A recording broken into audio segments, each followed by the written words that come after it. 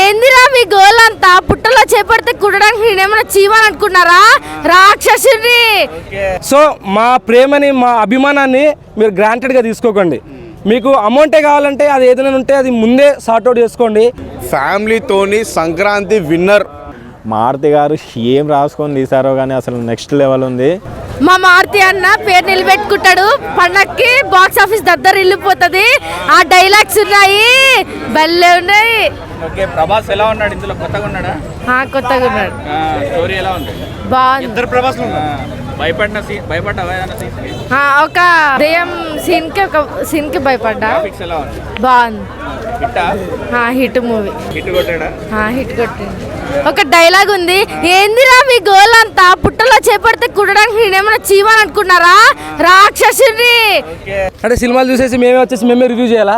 అడగరేంట్రా బాబు. ఇలాంటి comedy timing మనకు కావాల్సింది ప్రభాస్ గారిది. అప్పుడు డార్లింగ్ బుజ్జిగాడు ఆ టైంలో చూసాం కదండి, దానికి మించి కామెడీ టైమింగ్ ఉంది. మీకు డ్యాన్స్, ఫైట్స్, మాస్, ఇది అన్ని రకాలుగా. ఫైట్ ఎందుకు లేదు బ్రో? మీరు చూడలేదా?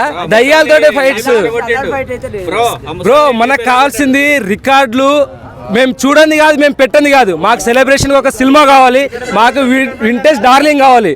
సో ఆ విధంగా మాకు మారుతి ఫుల్ మీల్స్ పెట్టేశాడు. లుక్స్ విషయంలో అయితే సలార్ కాదు, కల్కి కాదు, ఒక రాజసాబే looks. Full satisfied. Songs, dance, actors performance, last climax లో ప్రభాస్ గారి పర్ఫార్మెన్స్ ఉంటుందండి. మారుతి చెప్పినట్టే, నో ఇష్యూ. ఓకే, కోయి వహా నచ్చే నచ్చే, కోయి యహా నచ్చే నచ్చే. ప్రభాస్ అన్న హిట్ కొట్టేశాడు.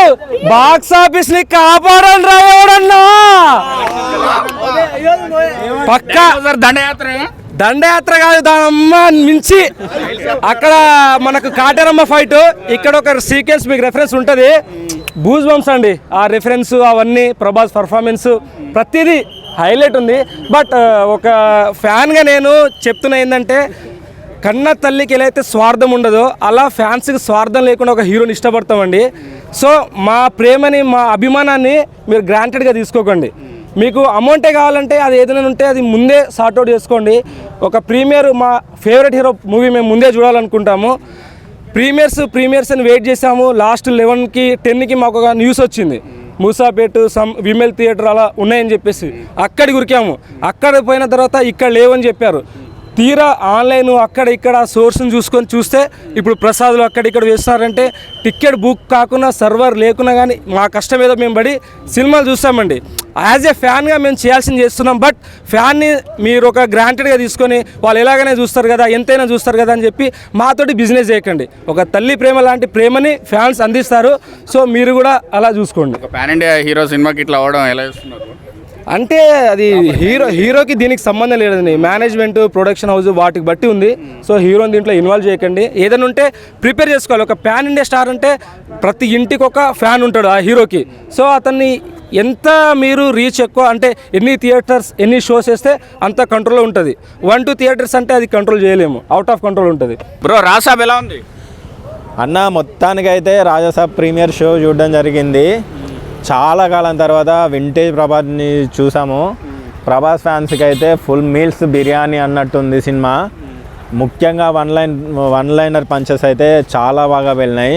కామెడీ టైమింగ్ అయితే నెక్స్ట్ లెవెల్ అని చెప్పచ్చు. అండ్ ఎమోషన్స్ మారుతి గారు చెప్పినట్టు నెక్స్ట్ లెవెల్ ఉంది. హాస్పిటల్లో ఒక సీన్ ఉంటుంది, అయితే నిజంగా ఏడిపించేశాడన్న. అండ్ సినిమాలో ప్లస్ పాయింట్స్ వచ్చేసి introduction scene, pre interval scene, and climax monster scene, and మెయిన్గా క్రొకడైల్ సీను, విఎఫ్ఎక్స్ సీను. కొన్ని సీన్స్ అయితే మరీ ఎట్లా అంటే చాలా దారుణంగా ఉన్నాయి, అసలు మనం చూడలేము. మారుతి గారు ఏం రాసుకొని తీసారో కానీ అసలు నెక్స్ట్ లెవెల్ ఉంది. పండక్కి నిజంగా వింటేజ్ ప్రభాస్ని చూపించారు.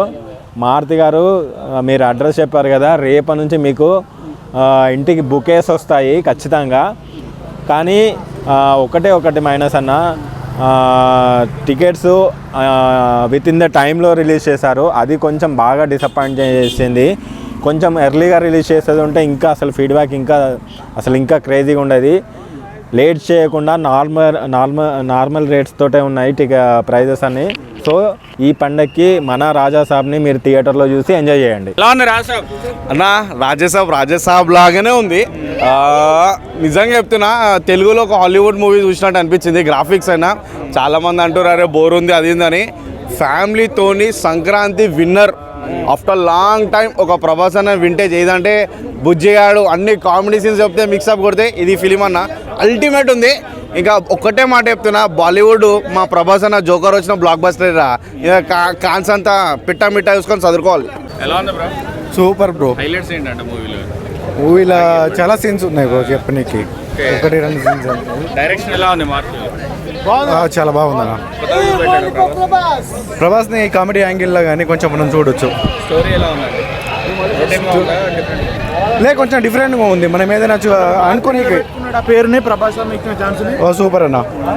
ప్రభాస్ కాంబినేషన్ బాగుంది.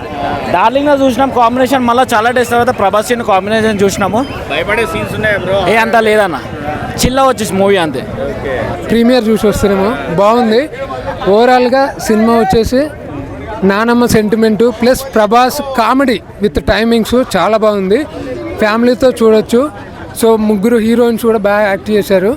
సో అండ్ ఒక గ్రాఫిక్స్ అక్కడక్కడ కొద్దిగా ఎక్కువ అనిపిస్తుంది.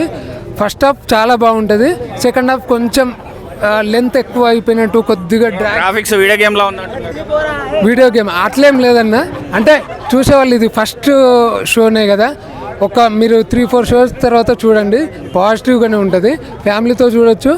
ఫస్ట్ హాఫ్ కంటే సెకండ్ హాఫ్ కొంచెం మధ్యలో ల్యాగ్ చేసినట్టు అనిపించింది. బట్ ఓవరాల్ బాహుబలి, సలార్కు బిఫోర్ డార్లింగ్ ఎలా ఉన్నాడో ప్రభాస్ ఇప్పుడు అదే టైమింగ్తో అదే లవర్ బాయ్ లాగా తీశారు సినిమా. ప్రభాస్ టైమింగ్స్, పిక్చరైజేషన్ బాగుంది, మంచి కామెడీ ఉంది.